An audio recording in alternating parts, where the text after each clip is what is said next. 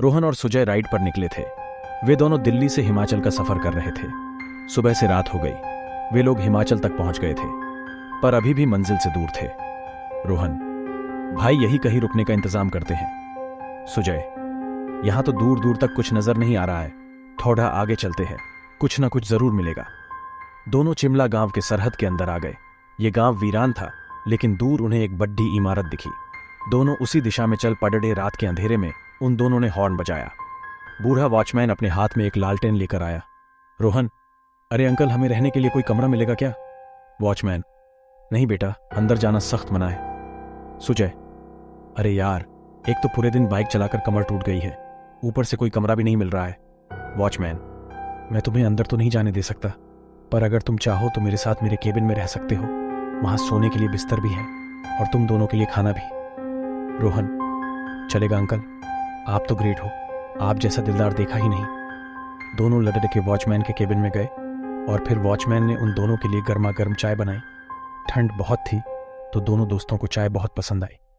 Watchman ने दोनों को खाना भी दिया और दोनों ने भरपेट खाना भी खा लिया। रोहन, थैंक यू अंकल, आपने हम दोनों की बहुत मदद की। वॉचमैन, कोई बात नहीं बेटा। रोहन, अंकल, ये तो डाकघर है ना, यहाँ तो रहने का इंतजाम होता है, तो इस डाकघर के अंदर जाने की परमिशन क्यों नहीं है? वॉचमैन, ये बहुत लंबी कहानी है बेटा। सुजय, कहानी? वैसे हमारे पास बहुत समय है, आप सुनाइए। वॉचमैन, ठीक है, आज से 10 साल पहले की बात है। तुम्हारी तरह 3 राहगीर सो आए थे। उन तीनों का नाम था करण, मनोज और विनय। उस समय डाकघर में लोग ठहरा करते थे। तीनों एक कमरे में ठहर गए, कमरा नंबर 13 में। मनोज, कल सुबह होते ही यहाँ से आगे चलेंगे। विनय, हाँ, वैसे भी इस इलाके में है ही क्या, पूरा वीरान है। करण, हाँ वो तो है, पर अच्छा है कि इलाके में ये डाकघर है, वरना हम सब क्या करते।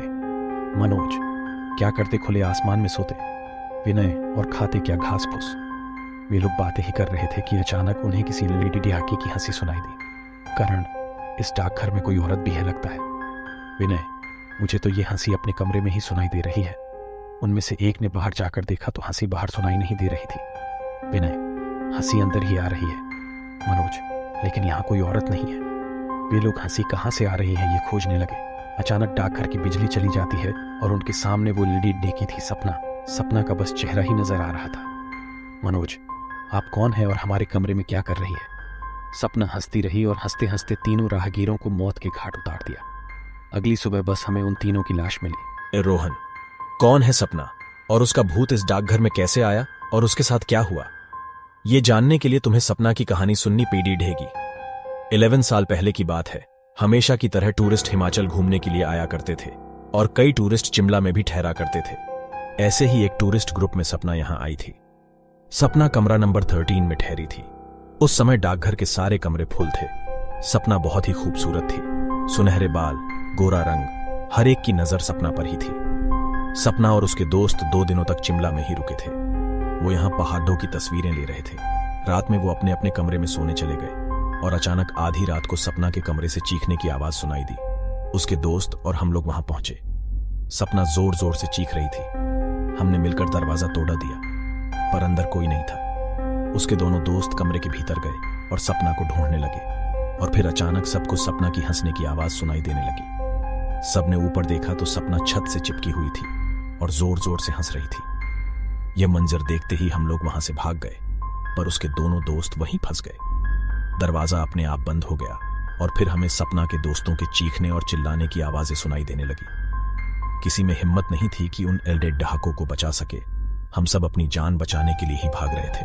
अगले दिन हमें सपना और उसके दोनों दोस्तों की लाश मिली। दोनों दोस्तों का शरीर टुकड़े टुकड़े हो चुका था और सपना का सर अलग था। पता नहीं उस कमरे में क्या हुआ। मनोज, यह तो बहुत अजीब हुआ, लेकिन सपना के साथ आखिर हुआ क्या? वह भूत कैसे बन गई? वॉचमैन, पता नहीं, लेकिन उस दिन के बाद से जो भी इस डाकघर में रहने आया, उन सब की बस लाशें ही मिली। चिमला के लोगों ने इस डाकघर को बंद कर दिया और यहां किसी को रहने की अनुमति नहीं है। सुजय, अंकल जी, आपको कुछ क्यों नहीं हुआ? वॉचमैन, क्योंकि मैं कभी भी रात में डाकघर के भीतर गया ही नहीं। मनोज, अंकल, मुझे यह कहानी अधूरी सी लग रही है। मुझे जानना है कि सपना के साथ उस कमरे में क्या हुआ।